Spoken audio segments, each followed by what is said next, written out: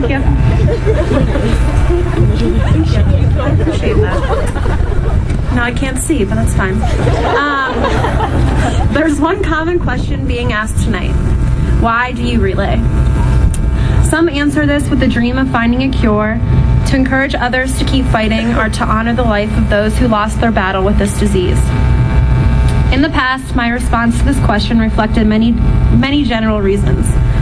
Today, I can say with certainty that I relay for Emily Dao. Emily and I first met in January 2007 when we became new members of the Delta Zeta sorority and further developed our friendship through our mutual and rare love of accounting. In the next 2 years, I would share countless hours of meetings, classes, and MPO study sessions with Emily. I learned of her artistic talents, her obsession with pokey sticks, her never-ending desire to learn, and her driving skills, or lack thereof. She was a rare type of person with a resume that fit just that. And my papers are going everywhere. There was barely an organization on campus that Emily wasn't involved in. Her dedication to her extracurriculars and her ability to excel in academics challenged me to be a better student in and out of the classroom.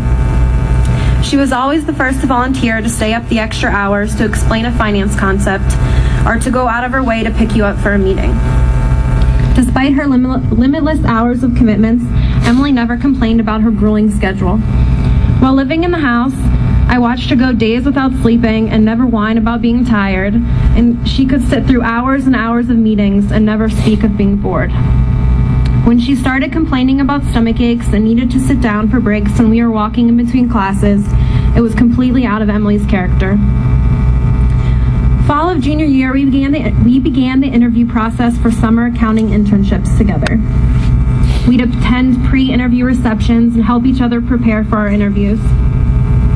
Although I know she had some serious doctor's appointments that week, I wasn't the slightest bit worried when I saw a text message from Emily upon leaving an interview. It was so typical of her to ask 1,000 questions and want to know every detail about how things went. When I opened my phone that day, it was a message that I never in a million years could have anticipated. I have cancer. Just like that. That was it. Of course, I immediately called Emily, and the first thing out of her mouth when she answered was, "How was your interview?" No matter what was going on in her life, she was more concerned about what was going on in yours. She cared so much about everybody else's well-being, and despite the life-altering news she just received, she was asking about me. When she explained to me what was just discovered, she made it sound like it was no big deal. I have never heard someone so nonchalant about cancer. That was Emily, though. It couldn't be that bad because there was no obstacle too big for Emily. During the next few months, we would make trips to Northern Virginia to see Emily and her family. We watched her endure more pain at every visit, but in true Emily fashion, she kept a positive attitude. Despite the prognosis, Emily didn't give up on school or her career goals. She worked full-time at Ernst & Young as an intern while simultaneously receiving chemotherapy. While fighting a cancer that is so rare in women our age, she remained optimistic and proved to us that she was fearless. She told us countless times that the doctors told her she wasn't supposed to survive the next surgery, but Emily was a fighter and she always proved them wrong. It wasn't until one of Emily's visits to tech in the spring that I saw any sign of fear in her. This was after 5 months of surgeries, chemo, and experimental treatments, and while she was still in it to fight, she finally broke down. She cried to me about being scared of dying, but she was more focused on the fear of leaving her family and friends behind. Since meeting her freshman year, her main focus in life was to make her parents proud and to be a good role model for Brittany. Emily did this without a problem because she was the most determined and successful person I've ever known. She never gave up in the past, and for the first time in her life, she was scared of giving up for the sake of everyone else. She knew what she was going through and she could handle it, but knowing the pain it was going to put everyone else through was what scared her the most. Even from the beginning of her illness, Emily was always so grateful for everyone's support and well wishes. Despite being terminally ill, she would continuously tell us that she was the fortunate one. She wrote in one of her emails to us, "Even though I'm really ill, I still feel like I'm the luckiest girl in the world since I have so many great friends and sisters in my life.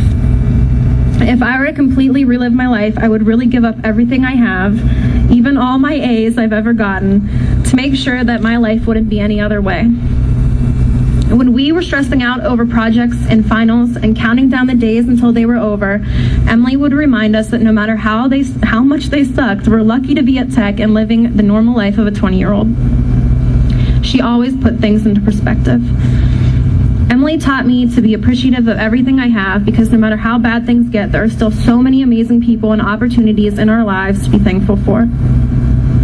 She was a huge believer in fate, and if you were to ask her, she would tell you that everything happens for a reason. She often said that whatever happens is a sign for something else to come, and we're supposed to follow these signs to get where we're supposed to be in life. Not too long ago, I came across a speech made by Steve Jobs, the co-founder of Apple. He spoke about fate and connecting the dots in your life. At one point he said, you can't connect the dots looking forward. You can only connect them looking backwards. So you have to trust that the dots will somehow connect in your future, and you have to trust in something, your gut, destiny, life, karma, whatever. This was very similar to Emily's ideology of following your signs. Looking back on the few short years I knew Emily, I can connect the dots to know with certainty that she was brought into my life for a reason. Emily taught me about being selfless and showed me what courage really is. She taught me that with determination and perseverance, you can achieve anything. In her 20 short years, she accomplished more than most people do in a lifetime. Knowing her made me a better person, and for that, she's the reason I relay. Thank you.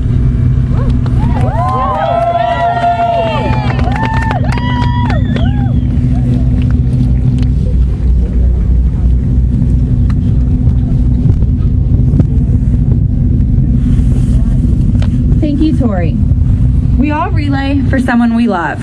As the name of the person for which you relay appears on the screens on either sides of the stage, we ask that you blow out your candle. Notice how quickly the flames fade away. This is how quickly cancer can enter and change the lives of many. As the light of the luminaria shine through the night, let us remember those affected by this disease, both now and in the future.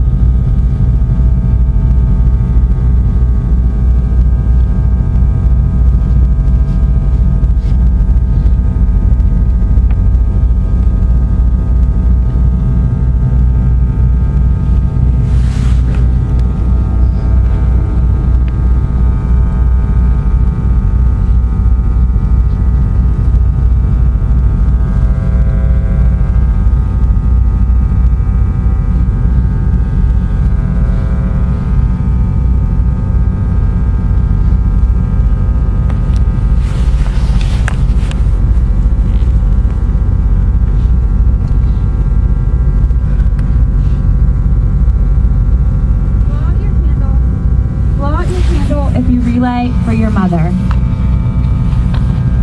or your father, a grandparent, an aunt, an uncle, a sibling, a friend, yourself,